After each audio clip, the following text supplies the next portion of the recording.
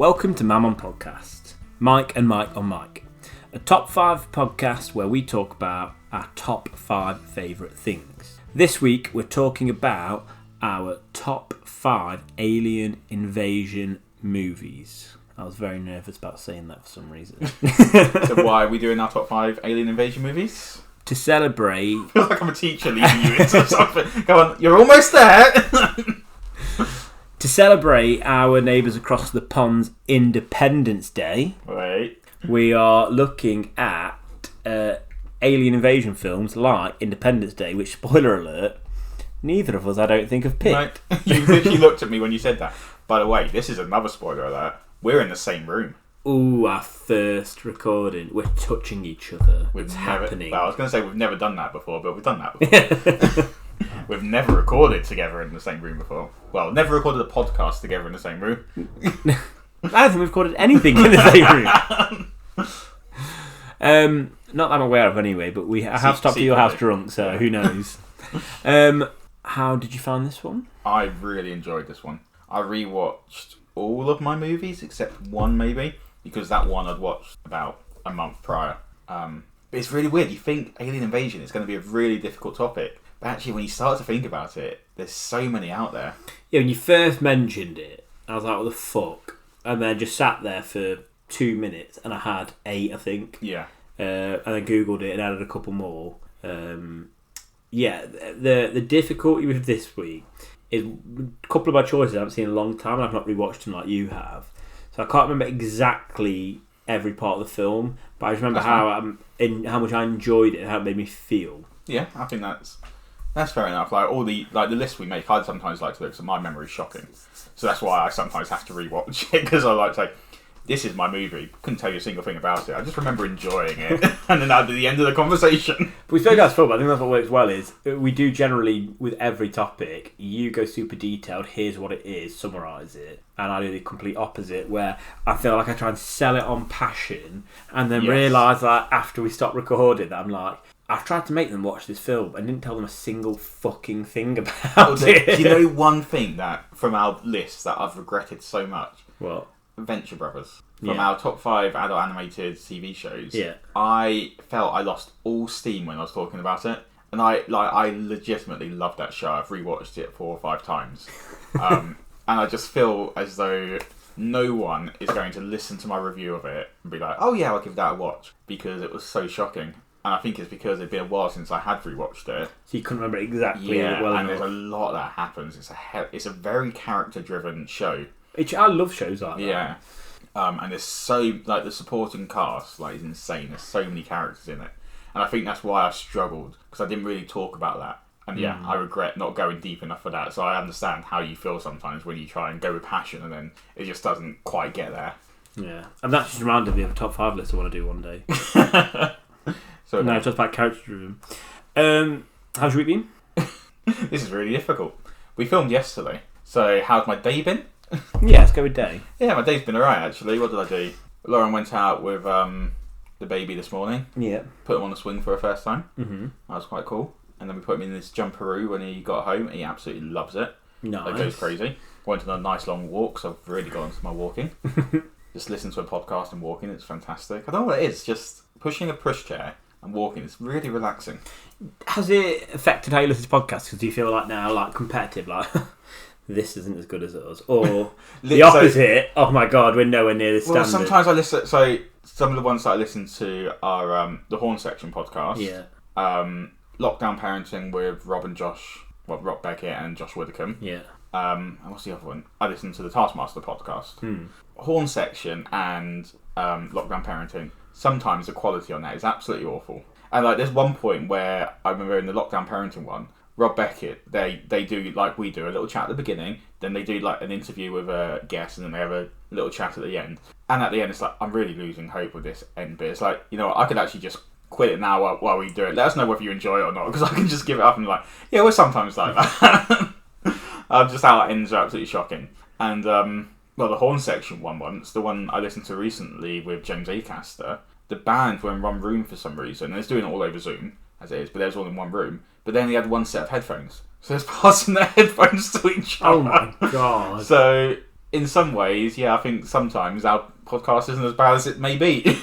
We think it's worth it. Actually, is exactly. That's good.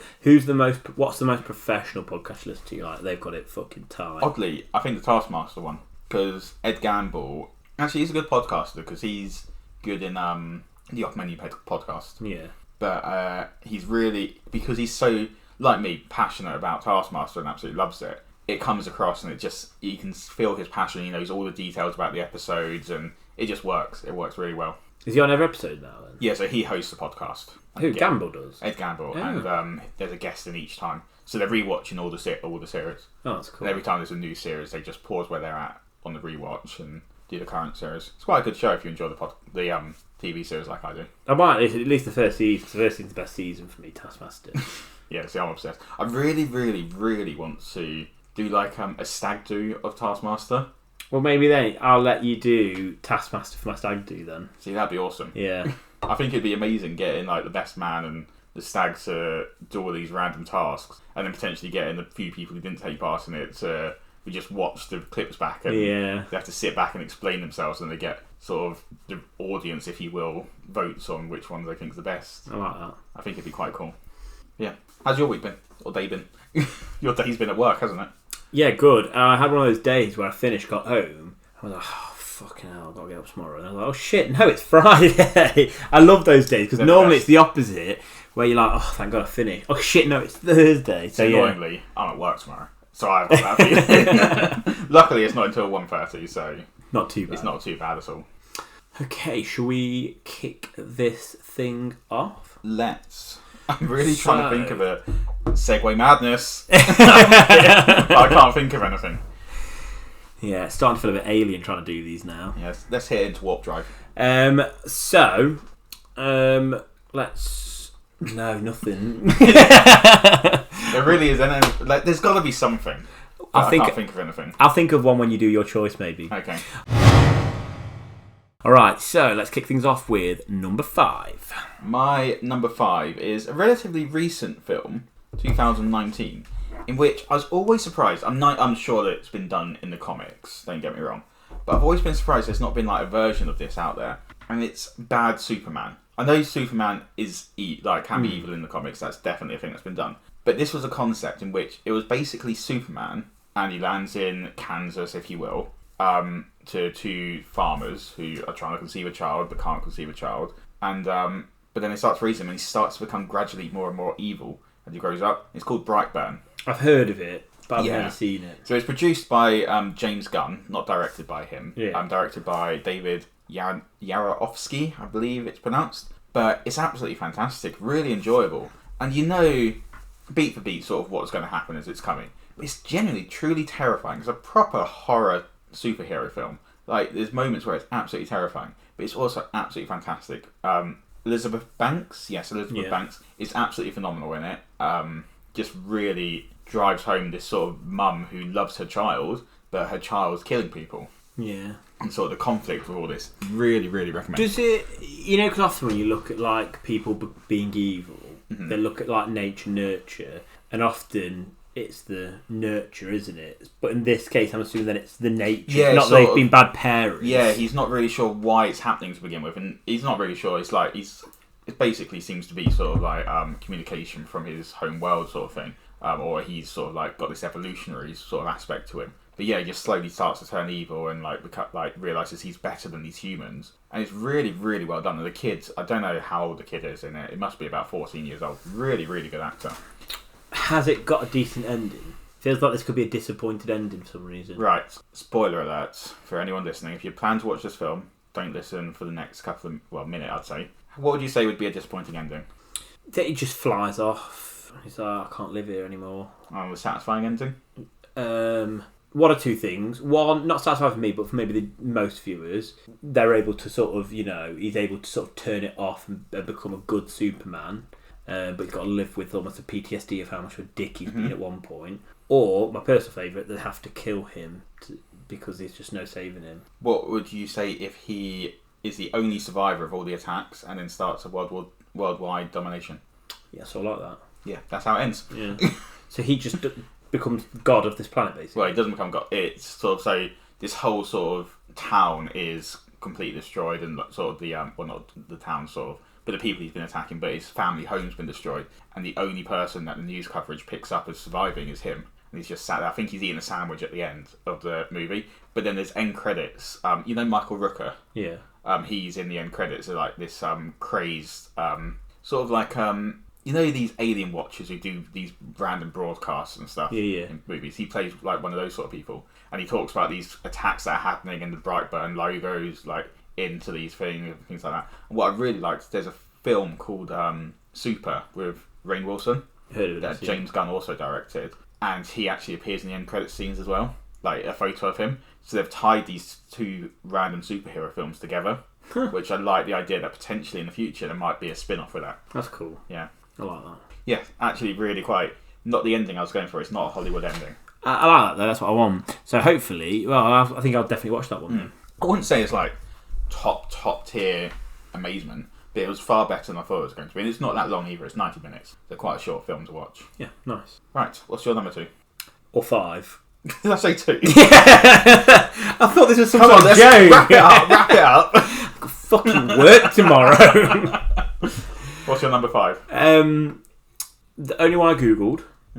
The rest of them I thought of, and then but I googled to check if I'd missed any. And then I was like, this isn't a fucking alien invasion film. And I thought about it, I was like, oh yeah, it genuinely is. So I'm not going to talk too much on it because everyone knows it. I feel like you've spoke about it or touched on it with another choice previously. I think this might be one of those where it was a lost recording and sort of thing. But I've gone with Endgame. Okay. Because... So I'm going to give a spoiler here. It's my honourable mention. Okay. I don't mind saying that's my honourable mention. But it is an alien invasion. Yeah. And like, not even just like subtly, like super clearly at the end, an alien invasion film. All of the first Avengers film and then the last 2 Avengers films, they're alien invasion films. And I'm going to try not to talk about all the other films or anything like that and just keep this as a single alien invasion film. And I think, what do I want from an alien invasion film? I want one or two things. I want that subtle, we're hidden in society and you didn't realise we were here. Or I want the threat is coming, we're trying to deal with it, and there's a big fuck off battle. And that's exactly what it gives that. Is there ever going to be an alien invasion film with a more epic alien versus human-ish? Because there's some gods in there, isn't there? Yeah, gods and aliens. Yeah.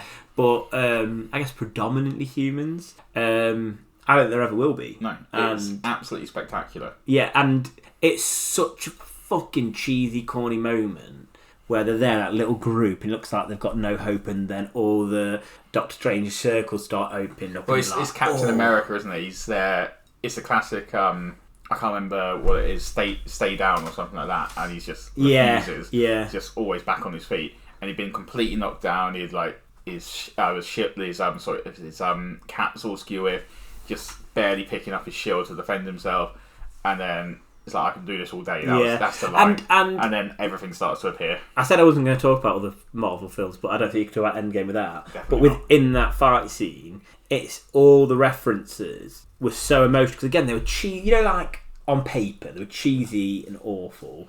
But yeah, on your left, I can do this all day. And even like from Ant-Man, from the second Ant-Man, where she takes the piss out of him, the Wasp, about calling him Cap. Yeah. And then she calls him Cap, and he just looks at her, she's like, don't. It's so good.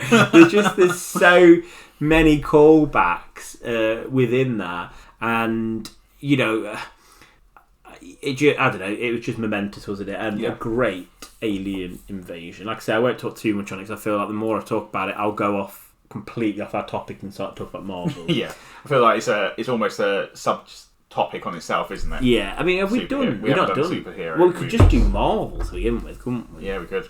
So that is my anything to add with it being your honourable mention? No, you've basically covered everything. Like you say, I put it as my honourable mention mainly because people I don't think would see it as an alien invasion film predominantly, but it 100% is. Yeah. And potentially in the future it might appear in another list of superhero movies. So that's why for me it was an honourable mention. Yeah. But absolutely loved it. Yeah. Okay.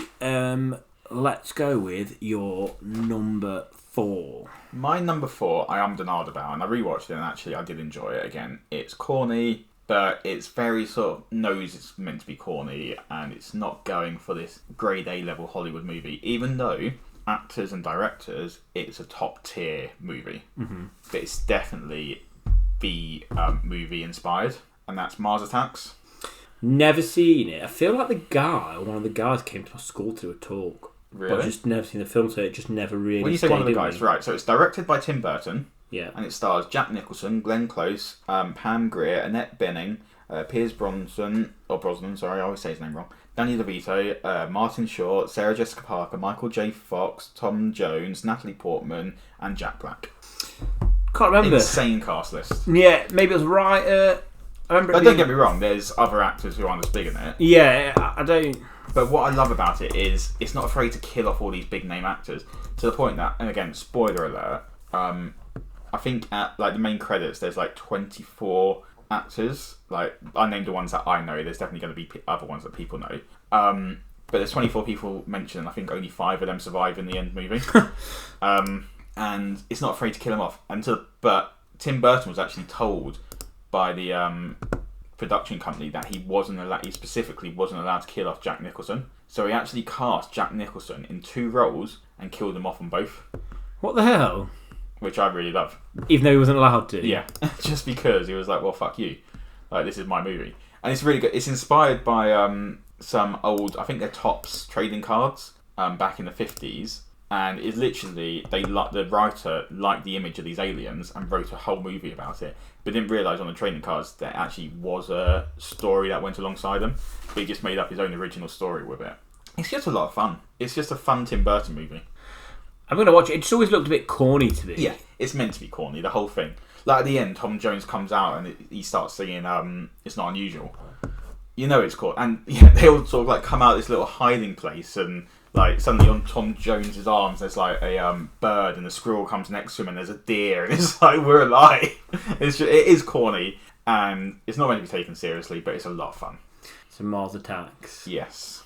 It's not going to win any awards. I don't think it did win any awards. It was back in the 90s, so it's too late for it to win awards now. But I think it is something everyone's heard of. Yeah. And that's got a, I don't know, stand for something. And it's a classic, like, sort of alien invasion. Aliens come to Earth. They set up a big meeting with them. Like, I didn't know it came from a trading card series either. Yeah. That's cool. I think it's 1950s, but the ones that he based it on was from the 90s. That they sort of rebooted the trading cards. Right. And that's when he got into. Yeah. But yeah. It's also the first major film role of Natalie Portman, and one of the first major film roles of Jack Black. Was this before she did Leon the Professional? I believe so. What a great film that is as well. Because I think I googled this out of interest. And Jack Black, I think the only big film he'd ever been in before this was Neverending Story Part 3. He played a bully in it. So I remember watching that and being like, oh, it's Jack Black. But he plays he's a military guy in the film. So he's like quite sort of like ripped and everything. Which Really? when you see Jack Black now, you don't picture him as that. It wasn't before Leon, I do apologise. Leon was 2 years prior. But then this was... Probably her biggest film after. Yeah, and then, so she did Leon, then she did 3 random films that weren't anything really. Then Mars Attacks, and then 3 years later did Star Wars. Oh, wow. So it was a while before she got into the limelight. That's crazy. So 3 years after this was Phantom Menace. Yeah. See, in my head, Mars Attacks was a much older film than that. Oh, really? The Yeah. CGI is awful. And I think that's why it's not held up well at all, has it? Definitely not. Although there's scenes where, although awful, like Sarah Jessica Parker's head gets put onto a chihuahua's body. I'm getting spoiler that. But It doesn't look terrible. it doesn't look terrible, no, considering that. And there's a scene where her body's then got the chihuahua head on it and it's fighting an alien. And again, doesn't look terrible considering it's made in the 1990s. So yeah, Mars Attacks my number 4. That's all. To go from a film that's probably got some shocking special effects, to one that's got some of the best special effects, a couple of really good British actors in, and that is Pacific Rim. Okay, it's one I've never watched and want to. Do you know what? I remember watching the trailer. I was like, the name sounds stupid. The trailer, I was like, this looks like it's going to be god awful. Yeah. And then watched it, and it was really good. And I think what was great is that with such a silly concept, really. It's basically Godzilla meets Power Rangers, isn't it? A little bit, yeah. So basically, this sort of portal or rift to the centre of the core of the Earth has opened up. I can't remember which one it is, and then through the sea, through this portal that's opened up, these giant Godzilla-esque monsters are coming out and destroy. Yeah, and they're destroyed, which I think that's what Godzilla is, isn't it? Kaiju. Yeah, kaiju. Yeah. And Japanese monsters. Yeah, giant monsters. Yeah. And they're coming out, and then to defeat them, we humans' last ditch effort is to create these giant robots, and the pilots. You need 2 pilots. And the pilots need to sort of connect to the robot and be its brain almost. Almost sexual. A little bit sexual. Yeah, like, like an Avatar. That's what I was thinking, the Avatar. Which is so weird when you think they fuck with their little tail thing. And then they fuck when they go on the fly things and the horses. Yeah. Weird as shit, that. Hopefully they talk about that bestiality shit in the second one. Do you know what? I reckon that's probably why it's taken so long. We've got to try and how do we justify it? Maybe if we wait long enough, people will forget. I will never forget James Cameron, you freak. But yeah, so they have to like connect, and then like the like the left right hemisphere, I guess. So like the pilots have to be sort of like linked. So like siblings are better because they're more likely to have a good link. And yeah, it's even wrong when you talk about sexual. But yeah, it sounds rich, but I think what's great is that the actors really commit to it, and so they take themselves and the story seriously, and that's what works really, really well. Yeah. And it's got some like sort of side stories throughout it as well. And for saying how sort of big it is, it keeps the story very human and small in a lot of ways. Okay, so it's more about the sort of like ground level sort of people or sort of human side of it. Yeah, it's the human side. Yeah, exactly that. Like, don't get me wrong, they've got some cool fight scenes and stuff, but it's got his name's slipping my mind. Hunnam? Yeah, Charlie Hunnam. I've just got and obviously it's got Idris Elba in it as well. So like, Charlie Hunnam's character, his brother, right at the start, you find out was a pilot of one of these pilots and died. Yeah. So he sort of stayed away from the whole world because he's got this sort of, I guess, PTSD almost losing his brother through it. But they're like, we're getting close to the end of the Earth time. We need you because you're going to be one of the best pilots, or it'll be because he can connect to. No, I think maybe they build the machines for a pilot, so because he's close to something like that, maybe. Okay. But yeah, so it's so it's like I say, it should be terrible on every single level. I'm sure there's a lot of people listening who, like you, maybe haven't watched it because weren't sure potentially, but it is really, really worth the watch. A really good Friday night action film. Maybe I'll give it a watch. With a little bit more heart in it than you'd think. Well, it's good enough to have had a sequel and a Netflix anime series, isn't it? I've not seen the sequel. And is the Netflix one out yet? Yeah, I believe so. I've not seen that either. I might be wrong. But the first one is really good. I'd say I've watched it 3 or 4 times, so it's a good rewatchable one as well. Okay. Should we move on to number 3? Yeah, I got an issue. Okay. Completely missed out one of my choices. How? I'm really annoyed. And it's only for you saying Pacific Rim that's reminded me. Oh, so you mean you've still got 5? I've got 5. I don't know what I mentioned, but there's one now. I missed one. And yeah, I think I'm going to have to bump my number 3 choice off the list.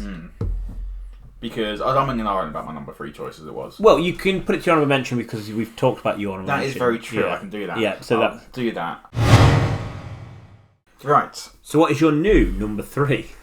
My forgotten about number 3 would have been in the first position. And I think actually, even though I bumped my original number 3, I think I made the right choice in including like the other 2 anyway. But my number 3 choice is a film I know some people don't like. My friend saw it thinking it was going to be a bit like The Kingsman, but wasn't expecting it to be like it is, and it's Attack the Block. I've never seen it. Have you not? No, I really want to see it. Brilliant film with John Boyega before he's anywhere near famous, and Jodie Whittaker. Mm-hmm. Yeah, Jodie Whittaker. I thought it was Josie for a second. Jodie Whittaker, who plays Doctor Who, and Nick Frost as well. It's directed by Joe Cornish, and it's just a lot of fun. So basically, in the film, an alien lands in the block, like in London. I think it's Croydon or somewhere like that. And these gangs sort of headed by John Boyega, who plays a character called Moses, attacks this monster and kills it. And they go to Nick Frost's character to show him, see if he knows what it is, because he's got a degree in biology or something like that, even though he's a complete stoner. He's a weed dealer in the film. And he doesn't know what it is and thinks they've found a new species. But then they're looking out the window, it's fireworks night, but they see stuff fall into the ground, and it's more of those aliens, and they've come to sort of like invade. And the aliens are really cool. They're blind, but they can sort of sense things as well. But they look gorilla-like, and they're the blackest things ever. Like, they're pure black. Like, you see them on the floor and think, actually, yeah, that's the blackest of blacks colour. Like, really quite deep. But it's just a lot of fun, and actually a very, very violent film. And spoiler alert, a lot of these kids die. Like, they're kids in the film, but some of them die, and it's quite vicious the way they die. And it's like, bloody hell, I wasn't expecting you to die. But it's so much fun, hilarious at times, but also not as hilarious as I think some people expected it to be. Like I said, my friend was expecting Kingsman level. I think as well, I've watched the trailer and I've seen it. I've actually got some interesting trivia for you that I haven't seen it, that you might not know. But we only saw the trailer. I always remember a line that popped out to me, especially when I was at school, I remember kids repeating it, was, all I want to do is go home and play FIFA when there's one of the kids scared. Yeah. So like, it sounded like it was going to be a bit comedy-esque. Yeah. But I think that's just one funny line through quite a dark film at times, isn't it? And people, again, thought the fact Nick Frost was going to be in it. Yeah. But he's actually not in it that much. Yeah. But apparently they're planning a sequel to it. John Boyega said that he wants to do a sequel to it, which would be interesting. But in fact, in May 2021, literally a month ago, it was announced that Joe Cornish will be writing and directing the sequel, with Boyega set to reprise his role, which would be really interesting. Spoiler alert then, he survives. Yeah, spoiler alert that. Which actually is quite a big spoiler, because if you watch the film, you'll understand why. There's a reason why the aliens are invading and attacking the block. Okay. Well, so interesting trivia. This is, when that came out, that's when I used to buy a lot of film and TV magazines called SFX. Oh, yeah. And I remember reading the interview with the director about this when it was coming out. So I don't know if you know this or not. I don't actually, because like I said, I forgot about this film that was going to be on my list, so I didn't look a lot. Well, I don't know if it'll even be on IMDb or not. But he said that the inspiration for the film came when he was in London. He was mugged, going to his car, by a gang of youths with hoods on and bikes. Literally how the film starts. And he said it was quite frightening. And he said he thought to himself, like, if there's an alien invasion films, he reckons that these youths would do the exact same thing. Like, there'd be an alien there, and they'd probably just try and mug it, and when there is an alien, just kill it and not give a shit. Yeah. And so that was sort of the premise for it. That literally is the beginning of the plot, though. Oh, nice. That's so cool. It's Jodie Whittaker's character being mugged. Yeah. And then she gets away, I think, hazy memory at the beginning, either gets away because they're distracted about this thing landing, or she just gets away. Yeah. And then this thing lands. But they've mugged her, and then they literally then attack this alien in the car. And then, yeah, that's literally... So it's quite cool, actually. And then the other thing he said as well is when he first wrote the script, he tried to write it, he did research and stuff, and tried to write in slang. Yeah. And, you know, when all the kids... Because he wanted to get real kids from the block, he didn't get many big actors. He wanted kids that were from the area. Yeah, because I don't think John Boyega was big at the time. And they all said, I won't act in this film. And he was like, why? And he's like, because I'd be embarrassed to go to school or whatever the next day with this. He goes, this isn't how kids talk, this isn't slang. So then he let them change all the slang to the slang that was actually being used by kids at that time in London. Which is hilarious, because I didn't understand a lot of the slang. Yeah, exactly. That's what it was real, proper London slang, which I again thought was cool. And it just made me think that Joe Cornish was... I remember thinking at the time, even before I watched it, I was like, he's going to be a good director then, and writer, because I think... You can probably come protective things, but yeah, well, yeah, if that works better for the film, then do it. You know, if it adds a sense of realism in a sci-fi film, which is difficult to make feel realistic because of its nature, then that's awesome. And especially if you think about Joe Cornish's upbringing as well. He went to Cambridge University, and I do know this about him. He was in a comedy sort of like troupe with... Well, he's always been in a comedy troupe with Adam Buxton. He's a good podcaster. I recommend his stuff, actually. Always been in a comedy group with him, but also Louis Theroux. Oh. Yeah, the three of them together. That's interesting. Yeah. But yeah, if you think about the fact Louis Theroux's upbringing, and the fact that he then, like Joe Cornish, went on and wrote this film about Croydon and sort of like the youths that live in there. Yeah. Quite cool, really, isn't it? And again, one that I've wanted to watch for a while, and I think you've sold it in... Like, I think because as well, I always thought it was going to be a bit silly. And almost a bit childlike. There is moments of silliness, but also, actually... At times, it can be quite tense. Which I like the sound of. So that's my number 3. What is your number 3?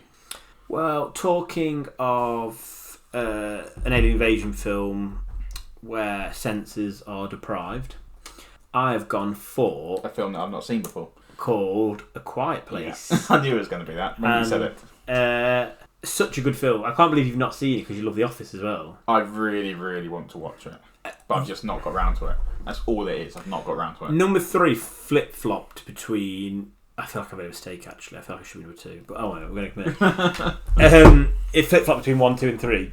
Okay. I really, really love it. I just absolutely love the tension because, obviously, for those who haven't seen it, it's an alien invasion film, and these aliens that come are blind, and they can only hunt through sound. So essentially, it's got a quiet place because you have to stay really, really quiet because if they hear noises, they're drawn to it. Yeah. And so a lot of the film, the tension's created through a lack of sound, and you wait for the characters to fuck up. And just to me, because anything happens, and there's loads. It wouldn't be much of a film if they managed to succeed in being quiet the whole time. No, and there's this great scene where you follow in the mum, the dad, and the 2 children, and one of the daughters who's the character and in real life is deaf, so she uses sign language, or the family do, which is obviously works perfect for them as a family to survive in a world like this because they can communicate through sign language. But there's one scene where one of the children, they're at a store, that sort of classic apocalyptic film where you're hunted to try and find food and stuff, and one of the youngest kid sees a toy, one of those toys that you press buttons and make noises, and the mum's like, "Darling, no, you can't have it." But it's like pressing a Tesco's and then you're like, not turning off. Exactly. And the kid picks up and mum's like, "No," but you fucking know because you've seen films. You know what kids are like. You're like, that kid's gonna fucking take that toy. Mate, if I go to one of those stores, it's gonna be me. Yeah, exactly. And then they're walking back, and he has it, and then so it's like there's that as well. There's the tension of where you can see instances, that idea of dramatic irony, so that we as the audience sort of know more than the family do, because we know he's got it at one point before the family do, and you're like, shit. Or even times where it's not dramatic irony, where the characters also know that they're going to a situation where it's going to be difficult to stay quiet. And it is one of the tensest films I've ever seen, and the way they play on that through a lack of sound, because I think often with alien films, invasion or whatever, a lot of the tension is done through the music. Yeah. Almost quite harrowing music and things like that. Whereas this is done through the opposite, and it works so well. And the storyline's great. The action scenes are fantastic. It's all brilliant. I really couldn't recommend it high enough. It's one of the best. It'd probably be my top 30 films of all time, I'd say. Anyway. Okay. Never mind just alien invasion films. And I don't know why now as I'm describing this, I've not picked it for number 1. Really? Yeah. You're passionate about it. Well, yeah. You've made your bed. Got to lie in it. Yeah, I know. I've got a question that's a spoiler, but I do know about the film myself. Okay.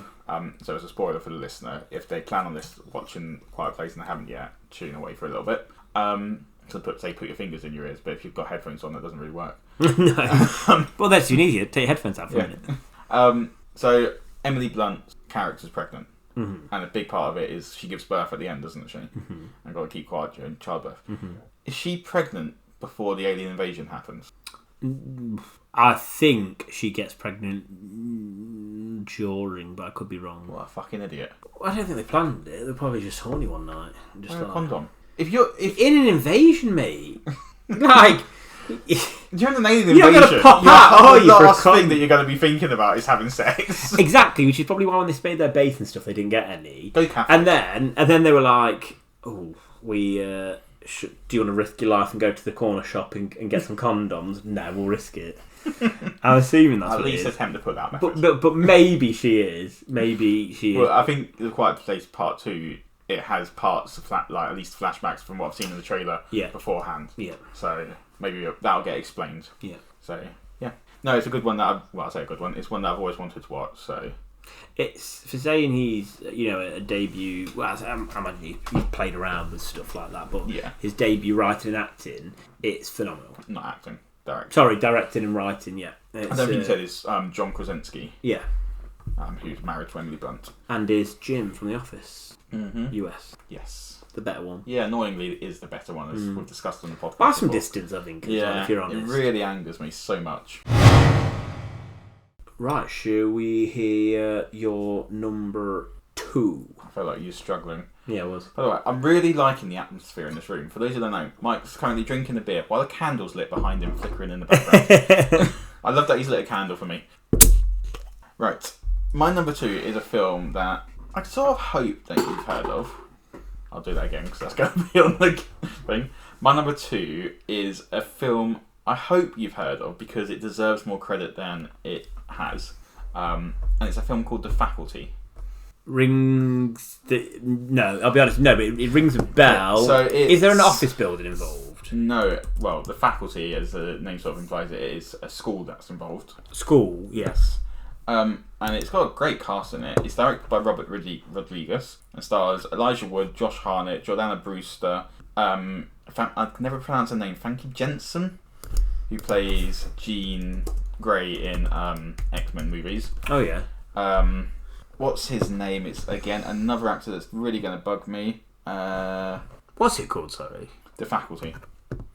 Made back in 1998. It's also got Robert Patrick, who plays the Terminator, or the bad Terminator in Terminator 2, who's always a classic bad guy, and Salma Hayek and Jon Stewart as well.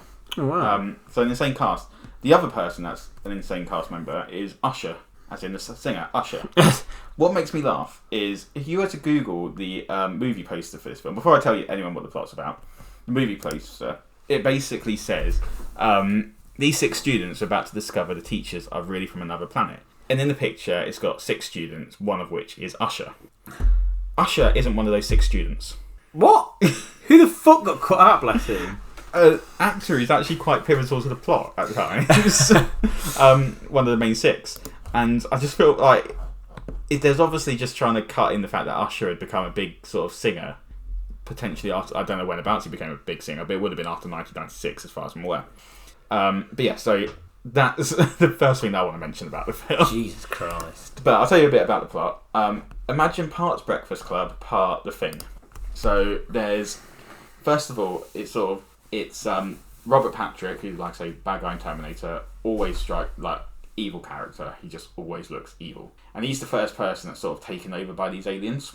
And in the first scene, sort of like, he's just drinking a lot of water, and then he attacks another student, a teacher in the building after school's closed. Like, completely attacks her, and she manages to get out, but then someone else that he thinks good is actually an alien as well, and she attacks her, and it's basically who's who. You don't know who's the aliens and who are the good guys. Yeah. And then, so that's the intro, and then we're introduced to all the characters. So, like, Elijah Wood's the nerdy sort of character. That's where the sort of breakfasty club section. You got Josh Hartnett, who's sort of like held back a few years in high school, so he's not meant to be there. He's quite a bit older than other characters, and he sells drugs, but he's actually really smart at the same time. So it's literally Breakfast Club because he's that guy with the jacket, isn't he? Yeah, it literally is just the Breakfast Club. There's these complete colourful cast of characters, like from very typical sort of like stereotypical high school. And eventually they sort of slowly twig that this, like, nothing, it doesn't seem right what's going on with the teachers. They don't just seem a bit odd. And yeah, the sort of mystery goes from there, and they work out they're aliens. And it's really clever. I'm not going to say too much because I highly recommend it, but it's really clever about how they put the whole plot together and how it actually ends as well. I think I'm genuinely going to watch this. I'm going to watch it with Sean because she loves Breakfast Club, probably her favourite film. Oh, okay. Yeah, really, really, like I say, highly recommend it just for the cast alone. Like, it is a fantastic cast, but it's one that you can't really say too much about without spoiling the plot. Like me saying about aliens have invaded, you find out about the teacher right at the beginning, so that's not really a spoiler. But I'm not going to say any more about that, about who gets sort of like infested and who's like who, because it is really intriguing. What I find interesting with stuff like this is because that's so Breakfast Clubby, it's ridiculous. Mm-hmm. And it's weird how some films and books get away with it because it's like paying homage and stuff like that, versus it's lazy writing. Like, you know, in fantasy, Aragon gets shit on by fantasy fans because it's like he just stole so much from other fantasy books. He was like a 12-year-old author though, wasn't he? Yeah, 16 I think we published Insanely young. Or wrote it maybe. Which sort of makes sense why he stole stuff. Yeah, but Wheel of Time completely rips off Lord of the Rings in the first book, and then it does diverge in the second and third, like Aragon does, to be fair. But that always goes because the author at the time published it before the age of the internet, and in interviews said, I purposely, when he got called out on it, I purposely did it. It was meant to pay homage to it and then go off its own thing. And was like, oh, what a great writer. Yeah. Like, I feel like, is that why maybe this has only got a 6.5, do you think, on IMDb, that people don't like how Breakfast Clubby it is? I think it's because So I've seen it being described as Robert Rodriguez's, because it's a difficult name to try and say. Yeah. It's his, like, Grindhouse trilogy. So he's got 3 sort of classic, gory, sort of Grindhouse type movies, so B-movie style films. First one's From Dusk Till Dawn. Great. Which is that vampire film, which, again, great With film. Tarantino in? Or was that I two? think Tarantino might be in it. Yeah, I think he is in it. I think he holds up the store at the beginning. Yeah. But yeah, so he's in that, and again, it's not a great film, but it's really enjoyable. This is his second film, and then the final one was a film called Planet Terror, which was actually designed as a Grindhouse movie back to back with one of Tarantino's films. And I think that might be why, because it's done to be a bit B-movie like, but actually it is good. So it's meant to feel a bit shit in some ways. Yeah. Like a B-movie that you don't pay attention to, yeah. But actually, like, even Lauren enjoyed it. She didn't think she would. She thought she would hate it, but she became invested with it and wanted to know how it ended. Oh, nice. So yeah, really recommend it. Okay, I think I will. It's fair. I feel like this is the best we've done at convincing each other. Yeah. Like, I feel like you're going to watch all the ones of mine you've not seen. Definitely. I feel like I'm going to watch all the ones you've not seen. Yeah, Pacific Rim and Quiet Place so far. Yeah. Yeah, I really wanted to include that, to make that on my number one, just because it is a bit of an obscure one, but a film that I enjoyed when I was younger. I think it was my mum who introduced me to it. Yeah. But yeah, same with Mars Attacks, actually. She loves that film. But yeah, I couldn't put it by number one, and you'll see why. So, my number 2 definitely should have been number 3. But we moved nonetheless, because it is still a great film. And do you know what? One of the most, by far, I'd say, the one that I've watched the most. I'd say I've seen this 5 or 6 times now. Because it's been a few times on TV, I'm like, oh yeah, it's a good film, I'll watch it. Also stars Emily Blunt. Okay. And Mary Poppins isn't an alien. No, she is though, isn't she, technically? No, she is though, isn't she? No, she's not. Mary Poppins counts. Mary Poppins doesn't count, I'm afraid. No, it's not. So we're going to have to move on to your honourable mention. So this one is The Edge of Tomorrow with Tom Cruise. Okay, I read about this when doing my research. Again, it's not a film I've watched. Yeah, what? You'd love this. But you say this, I hate Tom Cruise. Well, here you go. Here's how well you know me, and I'm hoping that listeners beat you to it, saying it in their heads or out loud. Let's see how well you know. So what type of films do I love that aren't specific necessarily we love a genres? coming of age film. Yeah, love coming of age film, which this is, in a way, actually. I don't know, what other type of genres you like? Fugitive films. Oh, yes. Fucking love it. Even though, again, you didn't include The Fugitive when you said that. Yeah, no. Parts of some of the film is a little bit, or one scene specific, I think it's a bit of a like fugitive-y film thing. And I don't know if I've mentioned this one or not, I can't remember, but sort of Groundhog Day. I was going to say it's Groundhog. Yeah, like, and I love that. And that's why you enjoyed Palm Springs after I recommended it. Yeah, exactly. I loved it. And it was a great film, this. And Tom Cruise is excellent. Emily Blunt's excellent. The special effects still hold up really well. The action scenes are great. And I think what's really good with it is that although it's it's a sci-fi action really, to me like that, it's not trying to be as highbrow as my number one choice, or it's maybe not as well thought out with its premise as A Quiet Place in some ways, but it has just like a lot of heart within it as well. Like there's I think sometimes action films, the story most of the time just becomes secondary to action, whereas this keeps its story and its narrative running throughout and keeps you invested that way, as well as having great action scenes. Yeah, I did read that it has a lot of it enjoys the sort of deaths and repeats of that.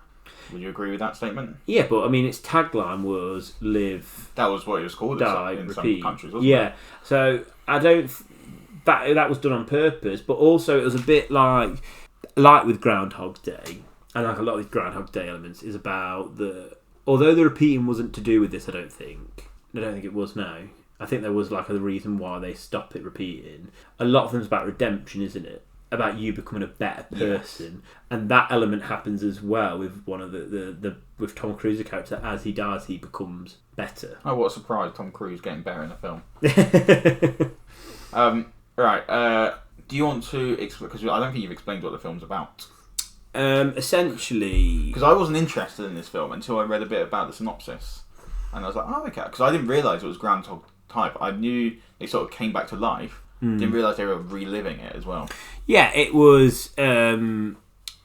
It's the same day we repeat this battle, and every time Tom Cruise dies, he repeats. So it's like the last day on Earth, and he can't sort of save Earth. So he has days where he tries to do it, he has days where he tries to not do it, and it's interesting because obviously he's the only one that remembers. But like they get to this point where he catches up Emily Blunt's character. He gets better at doing that quickly, being like, I need you to train me and help me get ready to be that because I'm not great, but I need to be to try and win. And it plays on all that elements of how he knows characters more than they know him. Yeah. And I don't want to say too much about giving things away, but yeah, essentially it's about him trying to win this war, which they lose. They lose planet Earth lose in one day, and they don't expect it.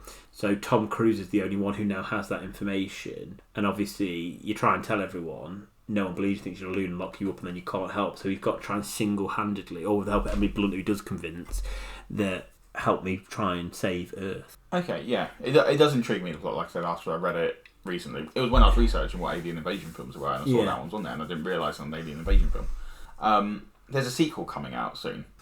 Does it warrant a sequel? Did it end as if a sequel could happen? Because what you've just described to me, in my head, they win the war. Yeah. And then he continues living his life like normal. I have a vague recollection because that it hints at the end of the first that potentially the day after was going to repeat. Okay. But I could be wrong on that from memory. Okay. Well, I don't know the plot for that.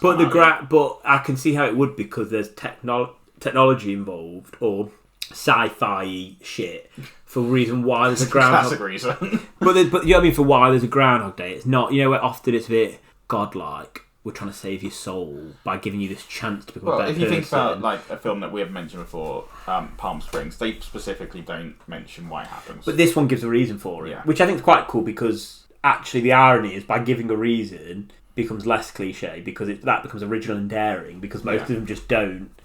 Ooh, yeah, no reason. Groundhog Day in Palm Springs, they've given no reason why they repeat. Nope. And like I say, in some ways that used to be brave storytelling because I think it needed a reason and it needed it needs part of the plot device and stuff like that, whereas it's actually become lazy now with Groundhog Days because it's like, well, we know we don't have to because that's become expected in the genre that we never know why. Yeah. We just assume, I don't know, God or some shit. Yeah. Whereas I like that there's actually, this is the reason why. Because I think these aliens can move really, really quickly. Like they can dodge bullets and stuff. And the reason is why is because they can partly see the future or repeat it a little bit, which is sort of why. And then because of some sort of thing that he gets infected by one of the aliens, he sort of has absorbed that skill, and that's what's created this Groundhog Day mess. Yeah, it's one that, like I say, I plan to watch at some point. Yeah, I feel like I've not sold it very well. I feel like I almost was like underwhelmed myself because I was like, shit, I should have had it as number 3. But it is a really good film. And again, another really good Friday night film, I think. Really good Friday night film. Okay. I'll give it a watch. Beer, pizza, Edge of Tomorrow. Sorted. Except no pizza, because I'm trying to cut out on carbs. Cauliflower pizza. Yeah. You know what? I've had cauliflower pizza. It's not that bad. Yeah. I'm surprised. So we are on to honourable mentions, and you're going to fucking hate my choice, I think. I sort of hate my choice. As you know, mine was originally going to be Avengers Endgame. I did also want to include Zack Snyder's Justice League in that. But again, for the same reason that I put Avengers Endgame in the honourable mentions, that I class them more as superhero genre than Alien Invasion, but they both are Alien Invasion films. Yeah. However, I've got a new honourable mention, as we've discussed, and the reason it's my honourable mention is because I completely forgot about another film, so this got bumped. Which... I feel like I've become better at including honourable mentions for like they're actually honourable because they can't be on the list for this reason. But unfortunately, that's not the case in this one. This is a film that, in my opinion, has got one of the best performances by Vincent D'Onofrio. He plays Kingpin in Daredevil. And it's got one of the best music videos associated with a film ever, and that's Men in Black. Yeah, I didn't even think about that. Yeah. Rewatched it, and you know what? CGI and everything holds up. It's really, really good considering it was made in 1997. I think it's one of Will Smith's best performances. Oh, easily. He plays it so well. Before he started trying to like, he started going for an Oscar, didn't he? At one point, like Pursuit of Happiness. And well, you know what? £7. He should. I don't know if he won an Oscar. I don't think he should have won an Oscar. I think Pursuit of Happiness is the one he should have won the Oscar for. I don't know if he won the Oscar for. He's never won the Oscar. He's never won it. No. By the way, Men in Black, all three of them, and International. The second one is not as great, but the third one really ties up the story fantastically, and it sort of explains what the third one does. Yeah, it explains why Tommy Lee Jones' character is sort of like he's got this sort of like father-like instinct with Will Smith's character. It really sort of ties up the trilogy fantastically. And then Men in Black International was just a fun sort of little jaunt in the world still that they continued. But yeah, really, really enjoy Men in Black. It's just a fun, easy Saturday afternoon film. I'm going to say something incredibly controversial and lose even more subscribers like I've done for us in the past. Okay. Mike already looks pissed off with me. I'm intrigued. I haven't mentioned Vincent D'Onofrio's performance though, by the way. One of the worst things about this film is that it made pugs popular. And I genuinely disagree with pugs being bred because they are literally like born dying because of breathing issues. Like, it's fucking awful. I walked past quite possibly one of the biggest pugs in terms of like height. It was like almost up to sort of the what's the middle of your leg called? The knee. The knee, yeah. Wow. I think your son doesn't have today. That's why. Maybe that's why. Almost up to its owner's knee, like really big, but also fat as hell. And it was a case of, owners look like their pets, unfortunately. Was it? Yeah. But I've never seen a pug look that big, because they're normally quite small sort of animals. I didn't realise they could get that big. I didn't really. You sure one of a French bulldog? They're a bit bigger. No, it was definitely a pug. She also had another pug next to it. That was the right size. I've talked to Sean about that. That's creepy. That sounds genuinely creepy. But yeah, again, very briefly, Vincent D'Onofrio playing the bug alien, sort of like the man who's possessed by the alien at the beginning of the film. He plays it so well, and actually genuinely creepy how he sort of he contours his face to sort of like be like this alien wearing the skin of someone. He's fantastic in it. And then to say he went on to the Kingpin, and he's also fantastic in the Magnificent Seven remake. Didn't realise it was him until a rewatch of this, and he's fantastic. Fucking that's terrifying. Oh my god, if you put on Google Images Men in Black egged ahead, oh my god, there's one where he's in like, it looks like he's in a lift and he's pulling like his face back. Home. He's at home, that's his fridge behind him, and his wife has just said to him, your skin's looking a bit loose. And he goes, does she know? This looks better. And he pulls his face all the way back. Is she an alien as well? Is that She's not an alien, no. So she then faints afterwards, as soon as it happens. She faints? Yeah, she faints. But yeah, fantastic performance by Vincent D'Onofrio, in my opinion. Gross. I don't remember him in it. But you know who I'm on about now, with the actor. Yeah, I know the actor, yeah. I can't believe how he doesn't look like himself. Yeah, especially there. That doesn't look like Kingpin, does it, at all? That's a free. Mike's looking at images, by the way, in case you hadn't guessed. The audio podcast, Mike's saying, especially in this photo.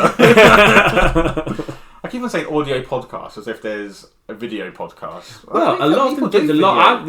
Actually. I'd say I consume, ironically, most of my podcasts through YouTube. Oh, really? I did watch a live podcast during lockdown, which was, what's it called? It's a really good show. Stop plugging other people. Listen to Mum on Podcast. And in fact, follow us at Mum on Podcast on Twitter, Facebook, Instagram, TikTok. And is that all of them? That's all of them. That's all the real ones. Yeah. I was like, you could tell Mike was attempting to try and think of a fake one. But no, I wasn't. I was genuinely struggling to remember the ones we actually have. But I haven't done a lot on TikTok in a while.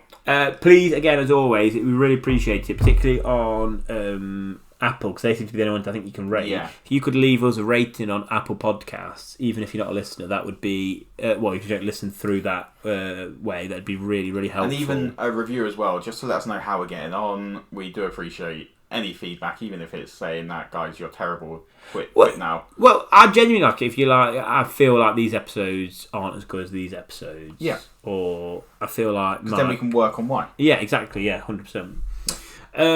Man mention. Yes. I know it's not a good film. It's not particularly great acting. It's written by the woman who wrote Twilight, Stephanie Meyer. Okay, I know the film you're on about, but I haven't seen it. And it's called The Host. And I don't know. I watched it once. Again, I don't know. I think it was during uni when I just was fucking watching everything. Yeah. And yeah, I really liked it because I love like base building, sort of homesteading stuff, and it has that, and it's sort of fugitive-y because it's like a human community that's trying to hide from the aliens or the hosts on the planet. So this idea that these aliens, these tiny little things that live in your brain, hence the host. Yeah, and obviously then the human part is still alive, but it's stuck in there, like you're trapped almost within it. Yeah. And so there's this community that are hiding from them because they don't obviously want to be taken over and become slaves, essentially have no control of their body or mind or mere anything else. And yeah, I just like I say, it ticks the box of things that I like, and I know it's not great, but I've watched it twice, and when I put it on my list I was like, yeah, I'll probably rewatch that. No, fair enough. Yeah. I think that's a fair honourable mention choice. Yeah, again, it's honourable mention because it's nowhere near deserving to be in the top 5. There's one that you enjoy. Yeah, because there's other films that have missed out that I guess in theory are better films and deserve to be there. But I thought this would be a nice left field choice for people who, of all of mine, I'm just looking at them now, this has got the most sort of romantic sort of... Well, it's a classic sort of young adult novel, isn't it? Yeah, exactly, yeah. And young adult perfect. Yeah, it's a YA film. Yeah. Of which in that 2015 era, I think it came out, there was a lot of Hunger films. Games, Hunger Twilight Games, just Divergent, finished probably, I imagine, yeah. Maze Runner. Yeah. So yeah, no, good shout. Not one I've ever seen or ever plan on seeing, or probably won't based on your mention, but... No, and I knew it wasn't for everyone, but I just wanted to put it out there. Yeah, and you put it out there indeed. Correct. Right, it's time for the big one. So, as the host of the podcast today, I'll let you go first. Why are you looking at me like that? Because my mention was the host. Oh, good segue. Yeah, it's good segue when you don't quite notice it, yeah. Right. Terrible segue because you couldn't pick up on it. It's getting comfortable, which everyone can probably hear. I can see why you fidget a lot in this chair. Yeah. It's a good fidgeting chair. Yeah, it's comfy, but it's almost too comfy to move about. Yeah, exactly. Right, I'm kind of hoping that you pick this because we've had no crossovers apart from Avengers, which is semi-crossover. But I don't think you would have done. But I'd like to think you would have done. This, for me, my number one is like Oscar-worthy if it didn't win one. Would you say yeah. that? Oh, it might be the same one then. Yeah. Shall I try and ease into it? See if you can guess it, even if it's not a choice. Made back in 2009. Can't remember when, but could be. Directorial debut of this director. Could be. Directorial acting role of the main actor. Say again. Not directorial. The first big movie. No, definitely not. Okay, that's a shame. My film is District 9. Have seen it though. Love it. Yeah. Fucking prawns. Say again. Fucking prawns. Yes. So for those who haven't seen it, it starts off in 1982, I think it is, and aliens have invaded, and they make a point saying they didn't invade in Washington, didn't invade California, like the normal sort of places. They decided to land in South Africa, Johannesburg, and when they're first sort of brought down, these aliens are quite sickly. I think it's due to them getting used to the atmosphere and everything, and they're put into a sort of refugee type camp to sort of contain them, and this area has become District 9. And then when we catch the film, they're sort of they're trying to move these aliens, or prawns as the derogatory terms used for them as, into another area, which is basically a lot smaller. They describe it later in the film as a concentration camp. And the main character, Wilkes, is, I believe it's called Wilkes. They say his name so fast in such a South African accent. I couldn't quite always get it all the time. And he always went full name with himself as well. And I was I didn't catch any of that. But it's Wilkes or something similar to that. That's actually, I've got... Do you want me to look whilst you're... It's... Wilkes van der Meer. That's his full name. I don't know why, but with you reading it, I know exactly what it was. I was more confused with you saying it then when you quickly were saying it. Wilkes van der Meer. Yeah. Yeah. Portrayed by Sharlto Copley, who's in the A-Team, I believe, and Chappie. But anyway, that's by the by. He's sort of tasked with trying to get these aliens out and move them on. And at some point he's hit by some fluid. And slowly as the film progresses, you realise that he's basically been turned into an alien. His human DNA has been fused with the alien DNA, and he's sort of trying to sort himself out, get back to his family and everything. And it's a really interesting story. And also, I've since read it mirrors the segregation in South Africa during the 1982 as well, because there was sort of white and black camps that were set up. And this is similar. Not only that, though, as well, you know, with his character, I imagine when they had all the segregation with the apartheid, he also links in with what it would have just been like to be a mixed race child. Yeah. You're not accepted by, in this case, the humans, and you're also potentially not going to be accepted by the aliens. Yeah. You're sort of in the middle. Which ended up what he was like, yeah. So that's so clever, that. I didn't realise that the first time I watched it. It was only since reading all the trivia about it that I learned this, and I was like, oh, actually, yeah, I see the hidden meaning behind this film. It's not just an alien invasion film. There's a lot of sort of like cultural undertones put into the film.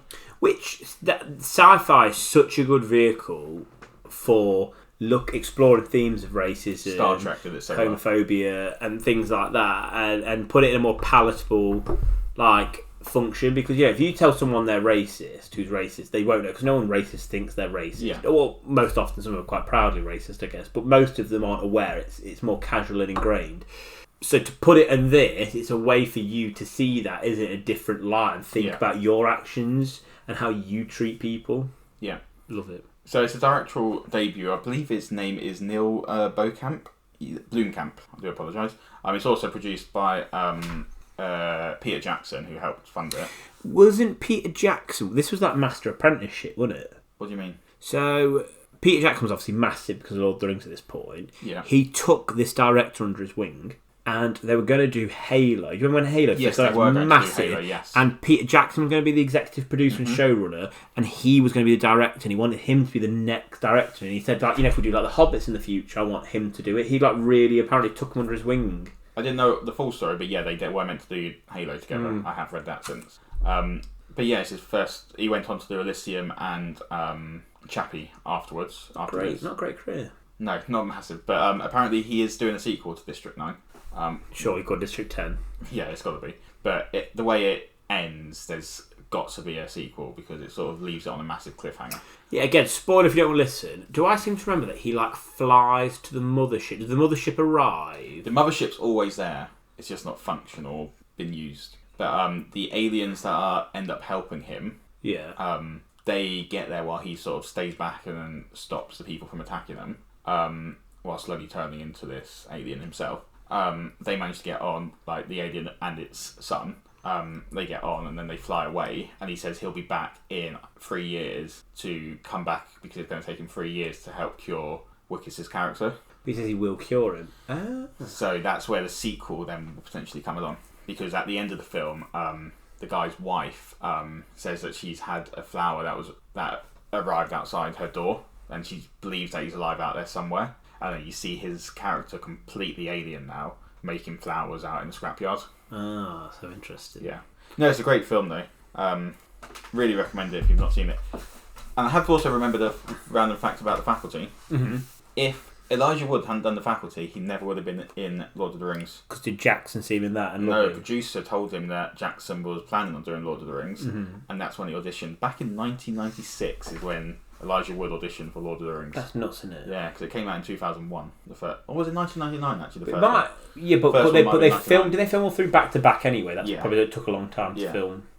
But yeah, it's just on the back burner there because Peter Jackson was mentioned. Yeah, good choice. I remember this is one that I saw when I googled it, but watched it at uni. I think I did, probably with the host. I think I had a lot of alien invasion films. Yeah. I think it's because I was after watching the Hunger Games on a bit of dystopian sort of hype, which alien invasion films often have a very similar feel to, don't they? But couldn't remember enough of the film to really talk about it. But then as I talked about it, it all started coming back to me and stuff like that. What I like about it as well is to begin with, it's done as a documentary style, and then sort of weaved in actual acting into it. I feel like it all quite organic as well, the way it happened. The way it was done was absolutely insane. And the budget, Jesus Christ. Small? No, I don't know how much it was, But the CGI and effects are absolutely insane. Even now, it was absolutely insane. I feel like it didn't cost that much. I could be wrong. I must be wrong if it looked that good. Or I've got the budget. $30 million. That's not massive amount. Massive. And then it especially made 210. in its opening weekend, it had already made £7 million profit. So yeah, it was pretty cheap. And you know what? If you watch it, you would never think that. But then again, I think, you look at a lot of it now, like, isn't The Rock getting paid like $40 million for a film? So that's before anything else has come in. So by having such an unknown cast, probably helped that as well. Yeah. My number one, you 100% have not seen, because if it is, we can't be friends after you not putting this in your top 5. Okay. Because this still number one over A Quiet Place, I think. Arrival. No, I've not seen it. Oh my god, it's so good. And the director's amazing as well. He's just so clever. Like, I watched a really good film with Jake Gyllenhaal that he did as well. Source Code? No, although I have seen Source Code. Did he do Source Code as well, did he? I don't know who the director is. I'm trying to think of a good film with Jake Gyllenhaal. Definitely not. It's a bit of a weird film with Jake Gyllenhaal. Definitely not Donnie Darko. I hate that film. It is Denis The Menace? Villeneuve? Oh, the director. Yeah, and he also did Blade Runner 2049, which is great. And he also did Prisoners, which is amazing. Enemy, that was the Gyllenhaal one I was on about. Sicario, he's doing Dune. So Enemy is that one where he plays 2 characters? Yeah. I didn't know that. I learned that because of an Empire quiz the other day. Oh, really? Yeah. This is probably actually one of my favourite directors currently working. So that's nuts. So yeah, it's about this spaceship arriving, and or 12 of them across the world, and there's no communication or anything like that. So they decide to get a linguist who is going to come to the ship and try and learn from the sort of designs on this, if they can pick up a language so they can talk to these aliens. And throughout it, it's a bit of a mystery and a thriller, so I'm not going to give too much away on this film.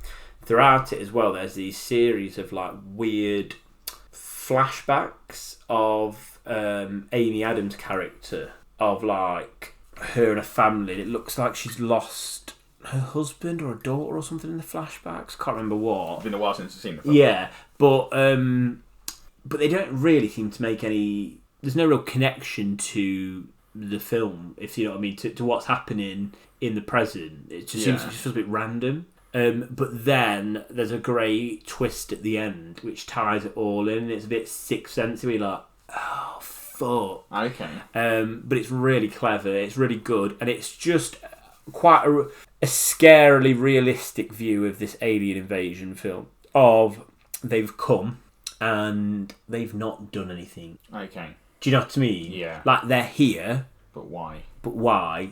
These ships are here, but nothing's come off them. The military in different countries, obviously different countries handle it differently. So you've got America that go very much military first, do it off. We think about nuking it, deciding what to do. So it's really interesting just to see, like, it feels, because a lot of these feel so sci-fi, all of them do. Like, even although I say in like A Quiet Place is quite grounded in the way it's directed, it still feels very much like a film. This is one that just feels so realistic. Like, if you also really love sci-fi and your friend, your partner, whoever doesn't, this is a great film, I think, for them to watch, because it doesn't feel like a sci-fi film. Okay. Even though it so clearly is. Yeah. It's just a great thriller, sort of. Like I say, there's so many twists and turns, I don't want to really give too much away. I think you've sold it in terms of, I like a good film which it's so good but you can't say anything about it. Yeah, because you just know, but it is... Like I said, for me, it was like me and Faculty, there was so much I couldn't actually tell you about that film, because it would just give too much away. The premise. Yeah. What I'd say is, it's some of the best acting performances. Jeremy Renner and Amy Adams are incredible, and even without sounding really pretentious and douchey, the directing is amazing. Like, the cinematography, I was about to say, if you say the word cinematography, you're going to come across like a douche. But honestly, it's so good, and it's so atmospheric at times, and yeah, it's so good. It's so good. In fact, I've convinced myself to rewatch it. I believe it's on Netflix, isn't it? Yeah, in fact, as we've gone through our top 5, whilst you start our more professional bit of an outro, I'm going on Just Watch and tell us exactly where you can watch all of these films. All of them? Mm-hmm. Okay. Well, that was a great list. I enjoyed doing that one. I really enjoyed making these ones, actually. It was one that, when I first started, as we said at the beginning of the episode, really didn't think that... I thought we was going to have a lot more crossovers. I thought there was going to be a lot of crossovers, but to have only a kind of one, I thought I was quite impressed by that. Yeah. But yeah, really enjoyed it. Really liking that it's slowly getting darker and darker in Mike's room and he's just being lit up by a candle. Do really, I look good? Really enjoy. Do I look better in candlelight? In the candlelight, it's really bringing out the glow in your face. Thank you. What was your number 5 again? My number 5 was... Oh, you're asking the questions now. Can't you remember what my number 5 was? Oh, tell me one of your 5. Mars Attacks was number 4. So my number 5 was Endgame, which you'll find on Disney Plus, along with all of them. Mm-hmm. Mars Attacks is on Sky Cinema. Brightburn is on Netflix. That was my number 5. Brightburn is on Netflix. My number 4 was Pacific Rim, which I'm assuming surely if the TV show is on there. Oh no, it's not on Netflix. It's on Amazon Prime. Pacific Rim, the first one. Attack the Block I watched on Sky Cinema as well. Sky Cinema's doing well for these, isn't it? Yeah. For number 3, do you know what? I checked the other day. I don't think A Quiet Place is currently on anything. Oh really? No, so you'd have to buy that. It's £2.50 to rent on sure Amazon. It was on Netflix at one point. It was taken away. Oh, okay. So yeah, you'd have to buy that one. Again, I watched, like I said, I rewatched all of mine. Rewatched The Faculty on Sky Cinema. Edge of Tomorrow is currently on nothing, so you'd have to rent that or buy that on things like Amazon Prime. And District 9 is on Netflix. And Arrival is on Netflix. So that's where you can watch all of our shows. I like that I knew all of mine off by heart whereabouts they were. Well, that's quite cool for me watching it. Yeah. The Host is on oh no, that's a different host. That's Men in Black is on Sky Cinema. I feel like I've given an advert for Sky Cinema here. Host is also not on anything. My God, mine. How weird is that mine aren't on things? Yeah. Well, you wouldn't have been able to rewatch them, would you? No. But yeah. Did you enjoy making those lists then? Or discussing them? Yeah, this was the one where I feel like we did the best job selling it. I feel so. Yeah. That's what, like I say, I love the idea. That's my favourite thing about this is and I've said this so many times I know, but you know, we love top 5s because we go to them in real life to look for.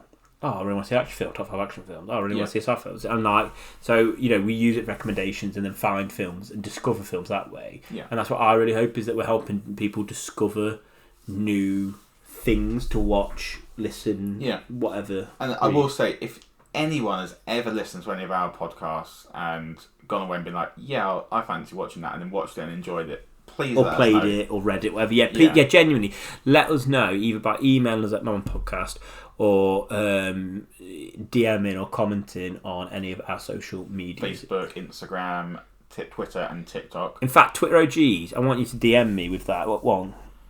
Slide into Mike's DMs. Slide into my DMs, I'd love it. Like, genuinely, like, maybe love it too much, but I'd love it. I can't remember, there was one of the Twitter OGs, Daniel, he's had a shout out before on the podcast before, but he said one of your book choices. I can't remember what it was, unfortunately, but I think it was the one in which he didn't he hasn't read it sort of since you said it. He's read it in the past and agreed with your choice. It's the one like Pokemon. Oh, has he read that book? I don't think anyone read that. I'm pretty sure he said he's read that. Yeah, the novice from the Summoner series. He said the title, and because I don't know your choices, unfortunately, it's like not a bit massive book reader. I couldn't remember what it was, I'm afraid. But yeah, he said he'd read that and agreed with your choice. Well, that was a good shout. What G? Well, I need to read my other choices then, because we clearly have similar opinions. Also, there's still a poll ongoing. I said originally it was going to be on for a week, but I think I'm going to run it for a month. There's a link on Twitter, Facebook, and Instagram that you can follow. Just try and find the post, or I'll post it out at least once a week, which is going to be to vote for a pilot episode from our top 5 spin-off shows from last week. So go on that and see if you can, well, don't see if you can, vote for your favourite one of our choices. And even, so you've got my 5 choices that are genuinely serious that I'd like to do and think would work well. And mine that are also very serious.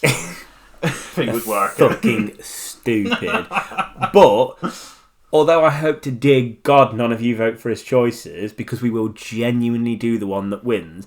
Even the ones that sound impossible, we will try and do a version of. Yes. Even we'll make it a bit more grounded of a version. Yeah. That's how we'll do it. Well, I don't think they'll ever be fucking grounded, but yeah, it's something. We've got, like, for the musicals, we've got to win a Tony for that to have happened. But yes, make sure you check that out. I created a poll with all of our lists. I've only put the titles of the podcast on there, so make sure you check out the episode to see what each title is about. Right, shall we wrap things up there? Yeah. You look as though you're staring at space lost. What do you think? I was going to say, I think we'll probably ramble less, because normally I think part of the ramble is because we pretty much leave straight after the thing, whereas you're here. I'm literally going. Oh, okay, cool. Okay, ramble away. This probably won't be a frequent occurrence, but it was quite nice actually. I thought I'd just get in the car and drive around to Mike's. Well, to do you this episode. say it's not a frequent occurrence. If you get this house that you're looking at that has a podcast room at the bottom of the garden, this would be depressing listening back, so we should find out before this episode comes out. Oh, that's really sad. But yeah, if you do, we genuinely said we're going to spend some money and do it up into a proper podcast room, like really commit to it. Which means I won't have to travel. That will be, yeah, exactly. I'll genuinely travel and we'll just try and do bulk stuff. Yeah, like absolutely. Once a month we try and do 4 at least that month. Yeah, so we're in the house. So yeah, that's it really. Anything else you want to say? No, just as well with that again, like that we're really appreciative of the fact is the most important thing I guess with a podcast is people listen. Yeah, and I'm incredibly surprised with the amount of people that do listen. So it's lovely, it's appreciated, because I genuinely, I remember thinking, if we just get 5 people listening each week, that's amazing, and we're way above that target. So thank you so much. Well, by the time this episode goes out, unless we somehow hit a massive slump, we should be at 1,000 listens. Yeah, exactly. Which is I know it's probably not massive in the world of podcasting, but it's huge for us as 2 people that never expected to be getting this. Listens, yeah, exactly. So we're really appreciative, but we would genuinely love interaction from you guys to help us grow, and people are listening, which means you must, for some strange reason, you weirdos, like it was so impassioned and they went and called the listeners weirdos. Well, we want to grow and make it more what you want, because as much as this is about, we're not doing it for listens and money and things like that, the fact that we've actually got an audience now means I'd like to do it as much as I can whilst keeping it in the spirit of what we want to do for you guys as well. So let us know, particularly because we will be over the summer making, I think, quite a lot of changes, or I guess doubling down on this a bit more, financially and time-wise potentially. So let us know what you want to see more of, what you want to see less of, and we can try and make those changes. Just becomes mic on mic. We can drop one of us mics if you want. Or the mic itself and just fucking stop. 100% agree. And there are some people have sent us suggestions of things that they want us to talk about in the future. Some of those we have got in the pipeline. I can tell you that top 5 drinks is something that we do plan on doing at some point. We just want to do it like this, where we'd actually drink together whilst talking about a drink. So we'd bring in each of our drinks that we've chosen, and then we spend each choice just drinking that choice. It's probably going to be a double length episode, to be honest with you, because I feel like it's going to be very potential alcohol heavy. Doesn't have to be. I think that'll have to be. I think the difficult that is, it'll be our most heavily edited episode. Yes. Because I think we record it all and we just cut. Like when, I don't know, one of them Guinness takes us 10 minutes to drink. We're gonna have to cut bits. Yeah. But we think that'd be quite a fun one to actually do, and potentially even release a live episode of. Yeah. Record that one. I think that'd be quite a bit of fun. So yeah, let us know if there's any other ideas. I know this is a long ending to it, but first time me and Mike are together discussing this properly in a room. We've not actually discussed the podcast together in a room before. No. Which is mental. Thanks, COVID. The worst thing that's happened due to COVID is it affected our podcasting plans. I can't think of anything that's been more affected than us. For some people, the worst thing to have happened from COVID is we've released the podcast. And fuck you guys who think that. I've only just realised that your map up there is not English. Racist, but okay. Well, no, it's an American map. Yeah. This is very boring for the listener, I appreciate, but in the map that Mike's got on his wall, America is in the centre of the map. No, it's not. Oh, yeah, it is. Yeah, you're literally pointing to South America. Yeah. America is in the centre of the map, which means that it's an American map. Not that it makes any difference, but... There you go. Yeah. Hey. Now you know a little bit more about my personal life. He doesn't care about England being the centre of the world. That's what we'll do one day, is we'll do a podcast house tour where we walk through our houses, but just talk through what's in each room. There's a lot of dust in this room, Michael. Yeah. Why is there baby vomit everywhere? We don't have time. Right. Thank you, everyone, and we will see you all next week. Bye for now. Bye for now. And stop record.